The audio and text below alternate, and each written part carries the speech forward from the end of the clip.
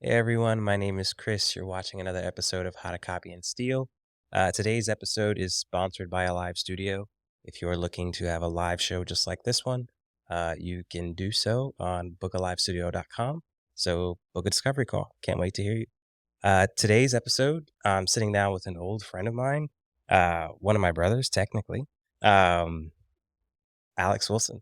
Alex is the founder of A. Wilson Designs. Is that what we're calling it? And Enjoy the Ride Goods. He is a package designer, not package designer. You're just a graphic designer by trade, right? Yeah, I would be a graphic designer. Yeah, but I consider myself more of a creative problem solver. Okay, I see that. I see that. Um, so yeah, I trying this new thing, trying to start up the podcast a little differently. Um, First question I'm always trying to ask people is, when you hear the words copy and steal, what does that mean to Um, you see something and you like it enough that you want to make it your own and put your own spin on it. you? Dope. I can't really add much to that. That's exactly how I envision it. Like for me, copy and steal, comes from the quotes of like, "We stand on the shoulders of giants." We are all products of things that came before us, and every idea is just something that took the idea a little further. Obviously, it all stems back to whatever the original idea was, or maybe it was just like the initial spark of consciousness. But it's just the idea that all these things snowball and that we are constantly building off of each other. Um, and there's no such thing as an original idea. Originality comes from combining things that exist already in different ways that no one has seen it combined before, but still the core individual pieces themselves are, they come from something else. So yeah. So tell me a little bit more about, yourself, let's start with yourself. Tell me about yourself. Tell me about your creative process. How do you embody those words if you do at all? Mm, Okay, my bad. I'm going in this angle. Good to know. That's staying in there. He switched up the lenses on me. My guy No, they've he been had to like this the change whole time. The camera perspective. was on you. Everybody saw it. Like every time it switches back to me, I just have So tell me a little bit more about these glasses. I love them. I've Thank been you. seeing you, work on these for quite some time. Do they have a name of their own yet? Or yeah. Yes. So at present moment, I am calling them psychedelic sunnies. Okay. They just have a psychedelic vibe to me. It's like the definition of psychedelic is psyche and delic, which I believe is mind opening. Could be off on that, but I used to make content for psychedelic water, and we always were trying to generate content that was mind expanding. Just the typical definition of psychedelic, which people think of as just related to drugs. Yeah. But its true definition is like out of the box thinking, Okay. something that stands out, something that is different. And that's what I believe these glasses embody. Yeah. Just something that's eye catching, something that is more useful beyond its initial, I guess, beyond what you just see from, beyond what you get from them by just seeing them. They have depth to their utility. Yeah. And that's something I'm very proud of. Yeah. How do you envision someone using them in their daily lives? Like when someone like picks up these glasses, like, because I remember you also talking about before, like color therapy, and I'm sure that overlaps with everything you were just talking about in relation to psychedelics. So when someone, picks up a pair of these glasses, like, what is their journey, or is there no real like picture journey that you have for them? It's kind of like whatever lens they choose to see through. You get me? Yeah, I think Drives their journey. what excites me most about them is seeing how everyone will use them differently. Some people will get excited by the aspect of color therapy that you can achieve through them. Like, so they are designed to be easily swappable lenses. Okay. So you can carry around multiple styles or colors, tints of lenses with you efficiently and be able to carry yellow, red, blue, green, and polarized reflective lenses if you want to have all those colors with you at any time. Yeah.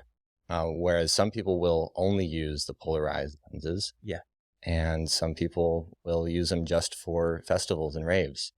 Can I ask, do you have you started to like think about like marketing different colors for different feelings, or like is there a thinking behind there? Like I know like for like the color science that we learned in school, for instance, like red and yellow McDonald's colors, they make you feel hungry. Orange inspires bravery. Blue inspires trust. Is there a similar pattern there with the way that you are marketing these?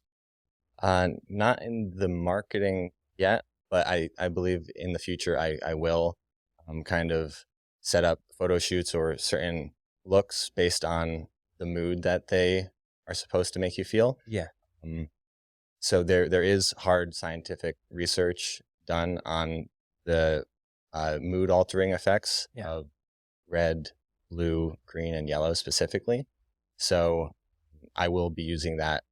I will be using those studies to um, help my marketing and the kinds of vibes that I'm trying to create for each of those lenses. Awesome.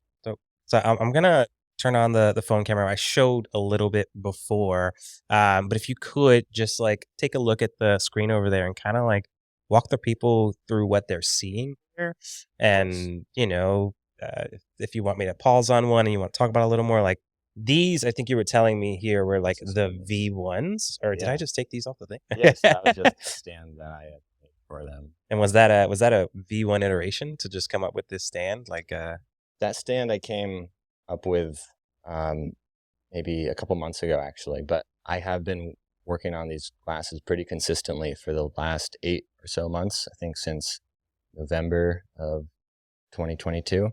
yeah. Um, and yes, these ones right here are a very early model. They are a lot thinner than what I'm currently making. Yeah. The lenses are round. I don't have hinges, or I don't have springs in the temples yet. Okay. But yeah, I had a lot of fun making these ones, and it really sparked the excitement. Can I ask, with these first ones, did you was it an original design? Was it like a template that you found? I only ask because this guy is a whiz when it comes to everything creative. Right now behind me, he has his pride and joy, his laser cutter. Um, and I know like when you first started, like it was just like you were just exploring and like seeing this world of templates and things like that.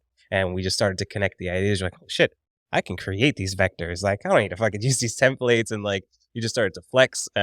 So were those first ones fully original, or were those like a template? Yes, they were completely my design. Okay. So it was inspired by a number of different things. Like everything is inspired by something you see, but or hear or read. Yeah. Yeah, we're gonna look here. So these are lenses that I've taken the arms off of, or it's one single lens, but this was Yeah. a pair of sunglasses.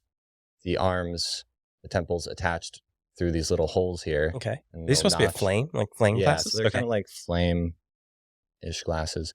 And I saw these and just saw that I can unscrew these arms and attach them to something that I create out of my own laser, out of my own design. Yeah. So that just got me thinking, well, why don't I just start doing that and see where it goes? Yeah. And so I started literally with these arms, and I think These arms are the ones that are in this case right here. My man is deconstruct. You got Frankenstein glasses on the table right now. Frankenstein's creation. And that's actually how I made a lot of my prototype glasses. I would buy sunglasses off of Amazon and take them apart, and then buy reading glasses. I evolved up to reading glasses because they had hinges, or they had springs in the hinges, making them higher quality, more comfortable.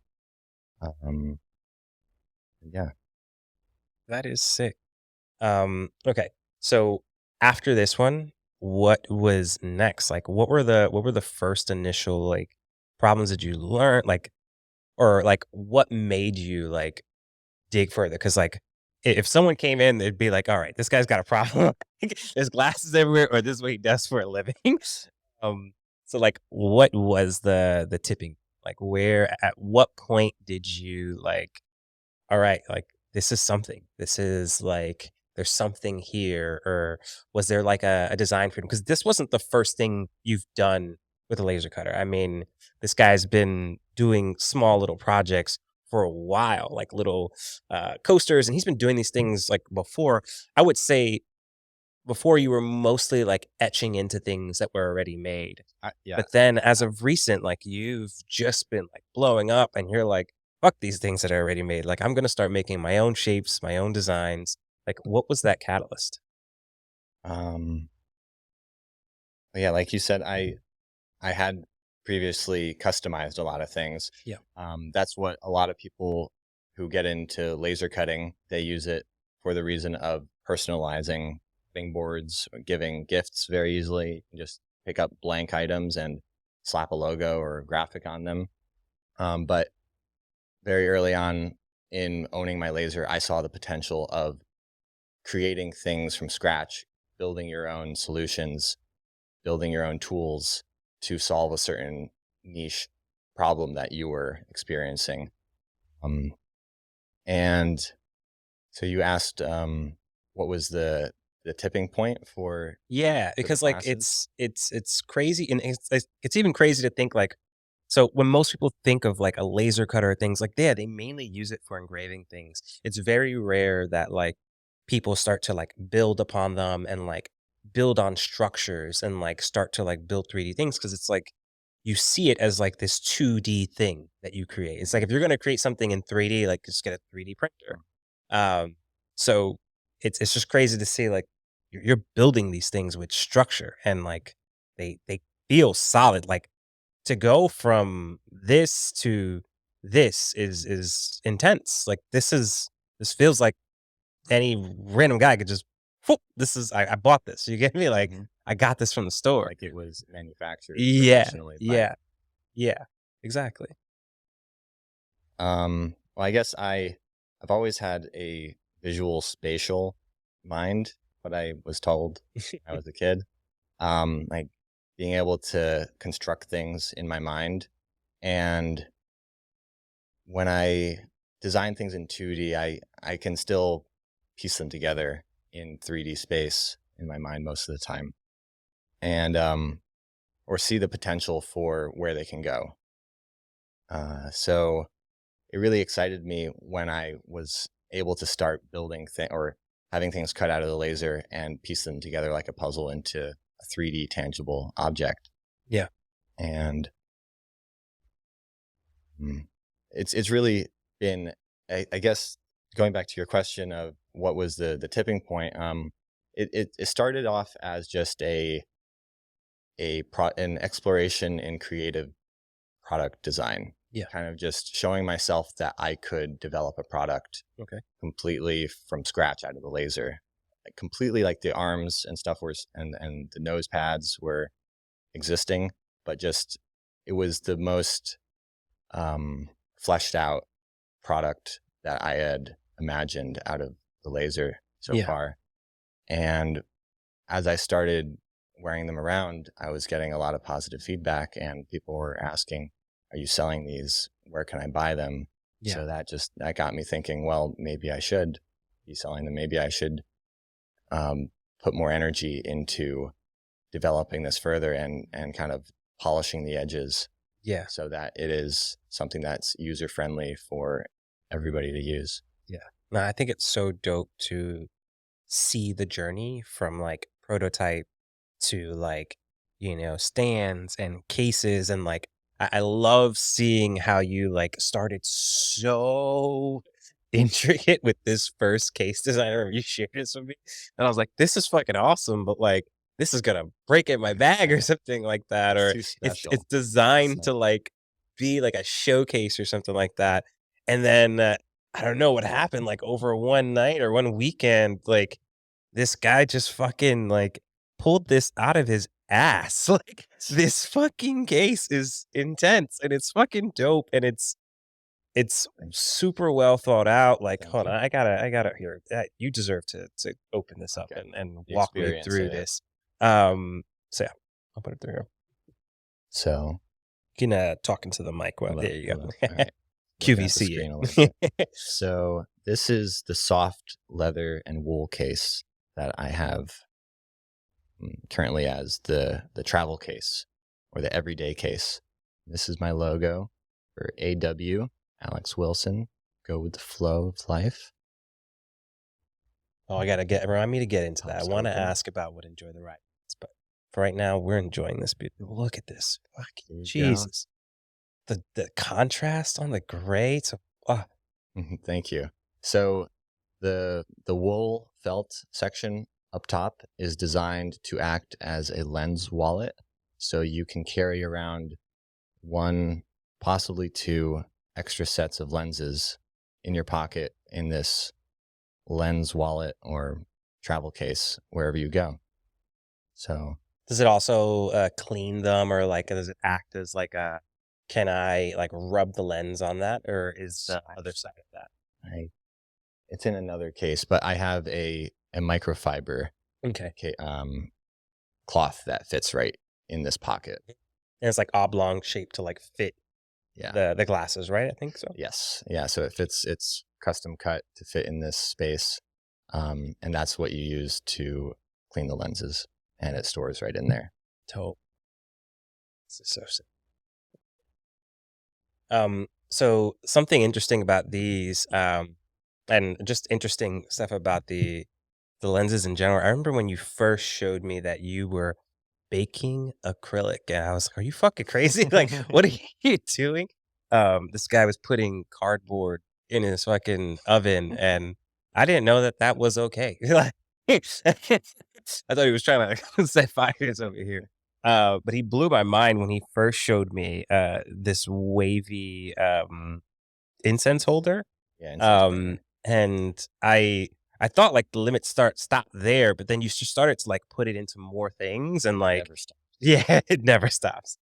Um, I forget what my question was gonna be leading into this, but I just wanted to point out how dope it was. I guess you were blown away by how something like laser cut acrylic could have more range than just Yeah, being a flat yeah, cut out object. exactly. It's like And it gives just it 3D dimension. I think once I started messing around with the dimensionality that I could form with laser cut acrylic and thermoforming it, yeah. this is, Well, I'll show yeah, so this I would cut flat and then heat it up in the oven for about 3 minutes at 300 degrees, and then it would be flexible enough to take any shape. So I laser cut a mold that I would press it between to give it this shape. with your bare hands, or you got mitts on and things when you're playing with this? Because I'm imagining it's hot as fuck when it's like malleable. Yeah, it's not as hot as you think, but yes, I do wear oven mitts when I grab it out of the oven. Okay. I just press it between and it Yeah. makes that shape. What were the trial and errors that you learned with heating acrylic? I remember like the first time like you also told me like it had to be a certain temperature because like at some point like it would ruin the designs or not, it would like It would bubble. yeah, bubble or like give Yeah. you like a frost or something like that. There was one that what was the craziest bubbled up one, and I liked it, but it actually caught someone's eye so much when they were visiting that they bought it off me. Oh wow. 'Cause Do it you have, was oh, we gotta get a picture of that. it at was some point. mirrored acrylic, and it caused the mirrored finish on the backing to bubble up Okay. more than I had ever seen anything. And it just like looked like an alien kind of texture. Yeah. So, but I have another one that I still have as a prototype that, like, if I left it in the oven or if I forgot about it in there, it would kind of form all these little micro bubbles. Yeah. It wouldn't like completely ruin it, but it would just change the the makeup of the plastic. So I don't remember if I feel like I asked you if there was a name for the glasses. I know Enjoy the Ride. I want to touch on that. What does Enjoy the Ride to you? Enjoy the ride is enjoying the ride of life. It came from how I customize things, how I look at things in the light of how can I make this more of my own, more suitable to my needs. And so I set out to better enjoy the ride of um, things that I would ride to get to work. Like I ride an e-bike, I ride a one wheel, I ride skateboards. Yeah. I like to make them more enjoyable for me to ride them. And I kind of took that into everything else that I do. Like I was doing that before I owned these rideable things, but Yeah. it's just kind of it stuck with me as enjoy the ride of life, and I ended up making it into a graphic that I just started slapping on things and stickers and shirts, and it's So is Enjoy the Ride like just a bigger brand that you're like it's your merch brand equivalent of I A. Wilson I Design? kind of see it now as the slogan of A. Wilson Design. Okay. I was kind of going back and forth for a while on do I want it to be enjoy the ride goods as like a brand, but Yeah. I keeping the Instagram as the handle of that because I think it's still catchy and easy for people to type in. Enjoy the ride goods. It's like goods, like hard goods that help you enjoy the ride. Yeah. But then the actual account name or the name when you go to the Instagram is just A. Wilson Design. That I totally forgot like you were as you were starting talking about like all the e-vehicles. This guy has like he like if you think like these are like the limits of what like acrylic and laser cutting can do, this man has like printed out whole like side panels for his bikes. He's replaced panels and like you'll see him riding around on his Onyx and it is a one of a kind. It's a one of one thing. He's fucking if I'm not mistaken, is this bench the old seat uh My second bike. from the Hyper Scorpion? Yeah. Wow. That was dope. This one's super comfortable. Thank you. Um, so about enjoy the ride, and connecting it to these glasses. Are these glasses a part of the enjoy the ride like mantra? Yeah, I believe they are, yeah, because they help you enjoy every day or every situation you're in better. If you're overstimulated, you could pop in a pair of green lenses or blue lenses to help calm you down. Okay. If you're wanting to feel more focused and enjoying your focus time more, you can pop in yellow lenses to Yeah. feel more concentrated. Yeah. When it comes to the lenses themselves, I'm sure like people are gonna ask, like, will you ever like start to get into the world of like prescription lenses? Is that possible? Like I'm just throwing it out there. Maybe it might start the seed of like, hey, maybe I need to figure out like a laser that's strong enough to like cut into prescription glass or something like that. Um, but yeah, like is that something that's on your radar at all? It has been mentioned to me a couple times. I would like to look into that in the future. Yeah. Yeah, it's just something that I don't have the bandwidth at the current moment Yeah. to. But it's definitely possible, right? Like just to cut them and like I believe anything is possible. yeah. So it's just if I don't have the tool, then I would outsource it to Yeah. somebody else.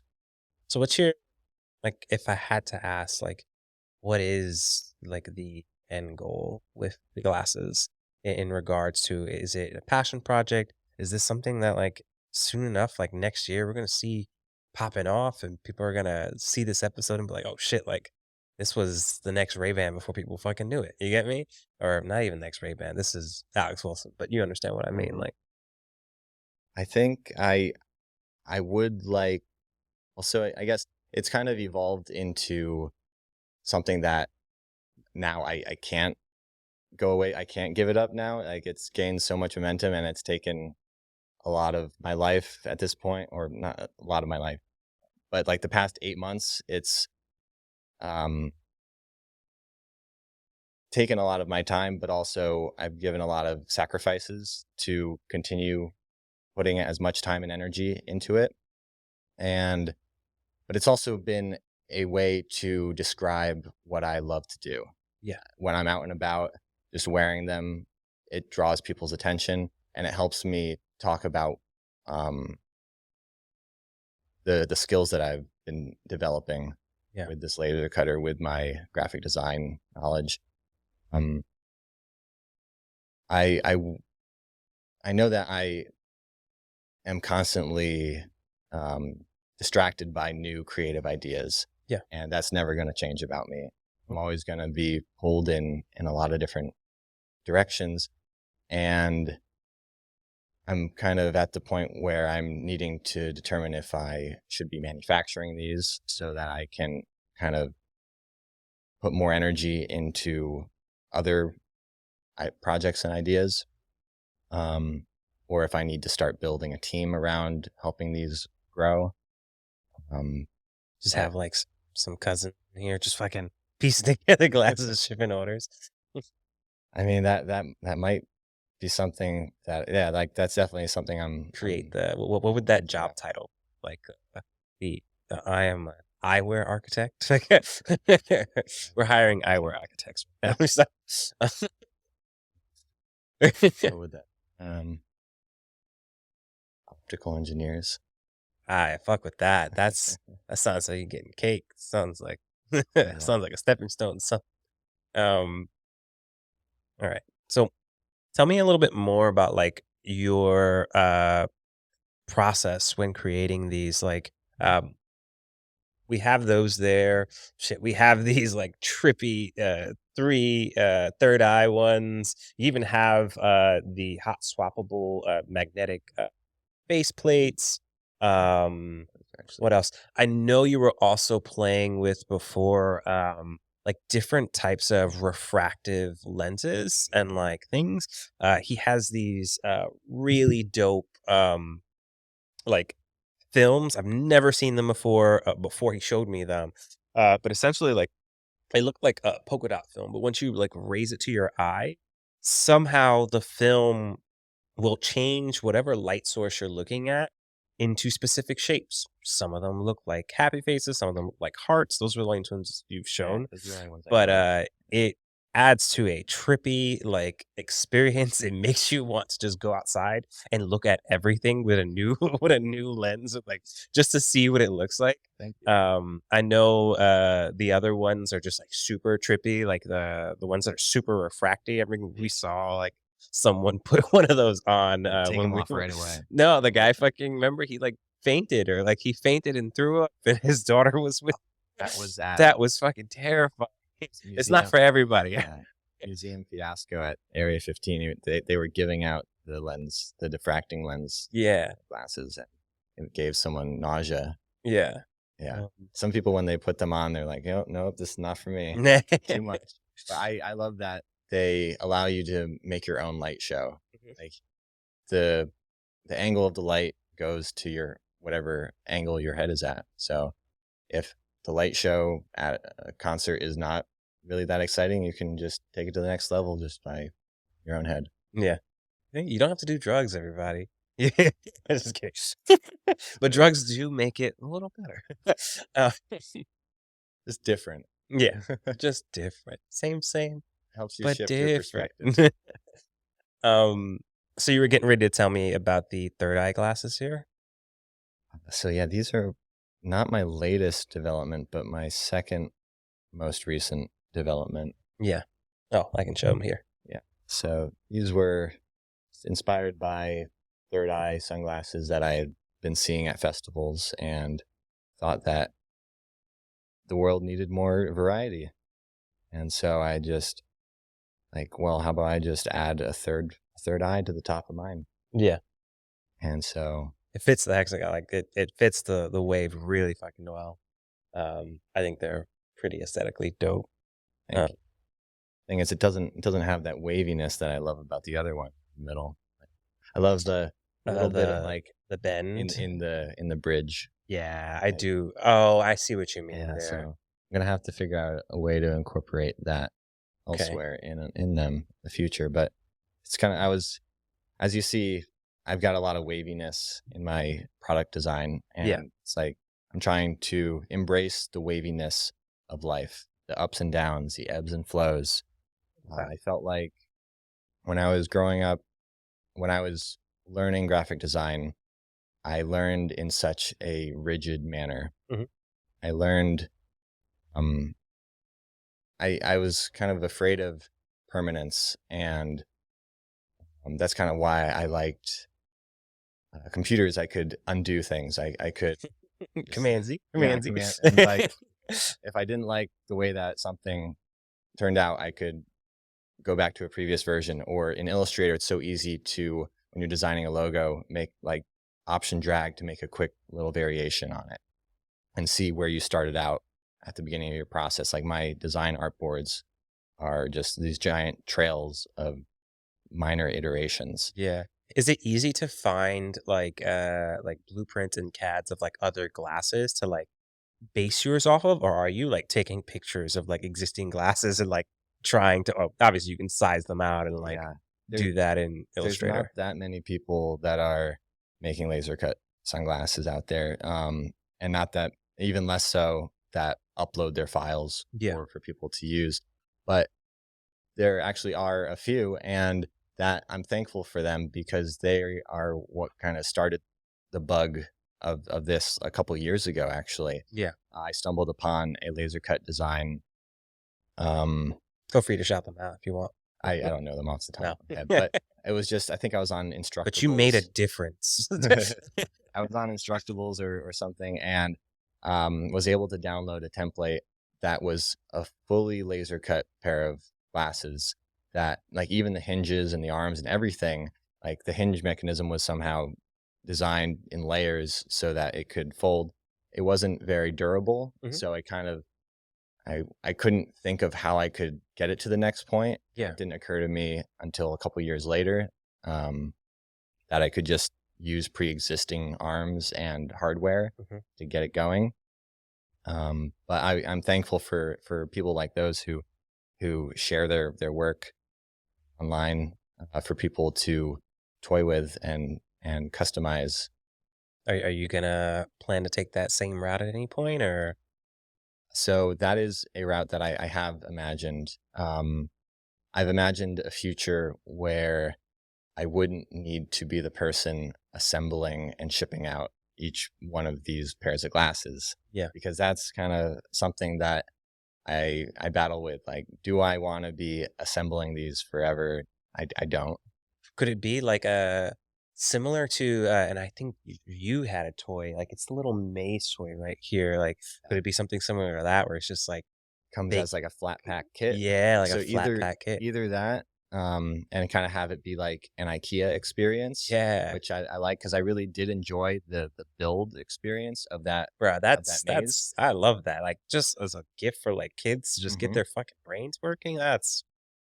So That's maybe that's the in between step, because my grand vision was a future where laser cutters are a lot more accessible than they are today. Laser cutters and 3D printers are I more mean, they accessible. are super except like they have the handheld like machines that like you can put on top of something and it just like Hmm. does all the traveling itself Right? and Yeah. like cuts things. And now they have like handheld like even tattoo machines where you can just like put them on Hmm. your wrist and like get a tattoo really quickly. Exactly. Barrier just keeps getting lower and So lower like and lower. it's only a matter of time before maker spaces become more ubiquitous, and even a future where, like, you can have a laser cutter in a place like a library, or 3D printer in a place like a library. Like, that's where a lot of people got first access to color printers. Yeah, So that's like just the next evolution of a color printer. I see that So future. like if I could just give the directions of like what hardware to buy, like you buy these hinges from this link or from me, Mhm. and these nose pads and screws or whatever. and then you use a heat gun to bend it or put it in the oven and then bend it for this much time. And then you get the satisfaction of assembling it yourself. Yeah.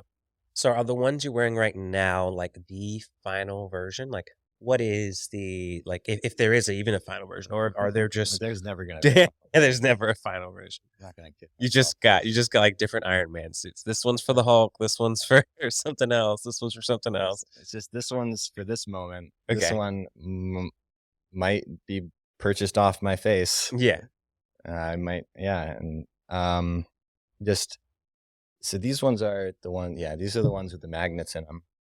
Mm. I've had the idea for a while, or I had a previous iteration where I was exploring this concept with swappable magnetic base plates that you can Those are sick. a bunch of them on and get real playful with them. That's the sunset set right there. There's the way you put those colors. This would allow you to swap out the lenses a lot more efficiently, Yeah. without getting fingerprints on them, because that's the thing that I kind of battle with. Like every time that I swap them out more than most people because they're my baby. Like, Yeah. I just like fidgeting with them. You envision most people just like wearing a specific set, Probably. or just like going out with the intention with like an extra pair to like switch them for a specific thing where it's like, all right, like time to wind down. I'm done. Like, let me put on my blue light filter. You get any lenses and Mhm. I can just unwind like that. Or, you know what? I'm at this concert. It's time to get those refractive ones out. Like, okay. But also, yeah, not having to take off your whole glasses to see what it's like outside of those lenses. Yeah. No, that is so sick. So if someone wanted to buy these, or, maybe make a custom pair, like what's the process they would go through? How would someone reach out to you and get that done?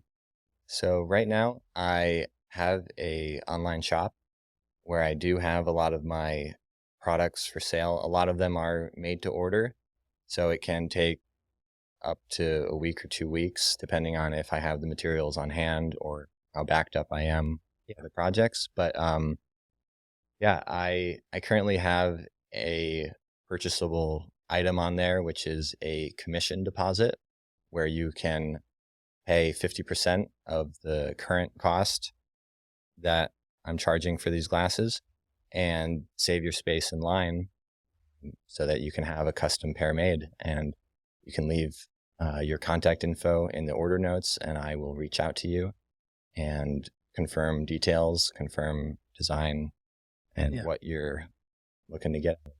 Like, how, when you say custom, I wanna understand, like, what do you mean by custom? Like, do you mean by shapes? Do you mean by textures and just fabrics and different materials? What do you mean by that? It honestly could mean anything. Right now, it's just a deposit. So, like, if you have a crazy vision for a fully custom pair of glasses, I feel like I could probably make it happen for you. Like, if you're like, oh, I want a 5 lens pair where there's 2 other ones, Or someone coming can off stand right here, above me if and I, use like, them too. want to look like a bug-faced person. Like, I don't know. Like, yeah, I could make that happen. But right now, I think most people would see it as custom color for the temples, for the lenses, for the frames. Yeah. Um, Is there a place to like see different options or things you may have in terms of like colors or materials that you can work with? so that should be on my list of things to do. Got it. I think Melissa. I need to hire some assistants. But yeah, that is something that would be very helpful. But yeah, to currently look We at got we what got this video, so we got a Yeah. bevy of different options here. I think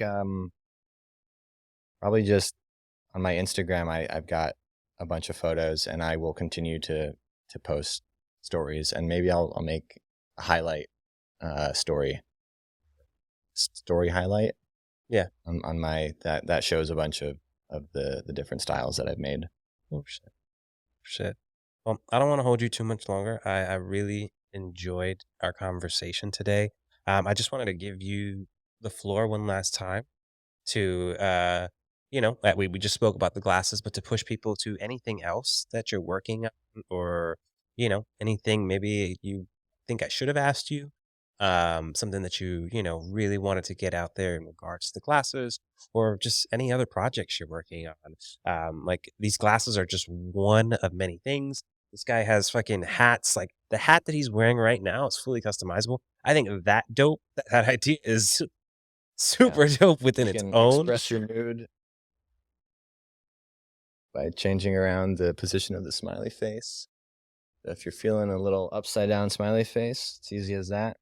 Or if you want one for your brand, you can like put your logo on it. I've had some that actually, yeah,